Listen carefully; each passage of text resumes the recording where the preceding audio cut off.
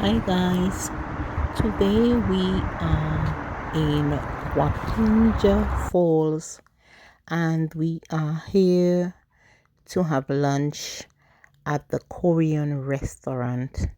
It's a barbecue spot by the name K-Pot, and I wanted the kids to have lunch here for the experience. So Wapinja Falls is in the town of Poughkeepsie and it's in the upper Hudson Valley area. This is about an hour and 45 minutes from Manhattan, New York. And this village has a little over 6,000 residents. So it's not mainly Korean, but there are a few scattered Asians living here. And I'm a person who loves Asian products. I love Asian food. So we're dining here today. I live in Orange County, New York, and this restaurant is located in Dutchess County, for those of you who are familiar with the counties. So it's a little drive for me, but it's not, a big deal. We do not come here very often.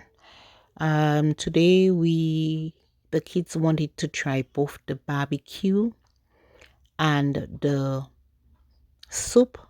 So we've gotten the pots as well as the barbecue meats, and we are going to just order a bunch of stuff and try it out. I really want the kids to have fun, to enjoy themselves, so we are gonna try everything. We're gonna taste everything. And there is a bar located there if you want to have drinks. There are sakes, different types of sakes and sojos, which again I love Korean and Japanese rice wine. So we are not having any of that today because I have the kids with me and that's an alcoholic beverage. But I'm trying the sour plum drink, and that is tasty to me. You have to acquire a taste for it if you're not used to it, but I like it. So yeah, there's also a sidebar where there are different types of herbs, spices, oils. There's a little bit of food like chicken nuggets, French fries, fruits, sweet peas, snow peas, different types of pickled foods, and egg rolls.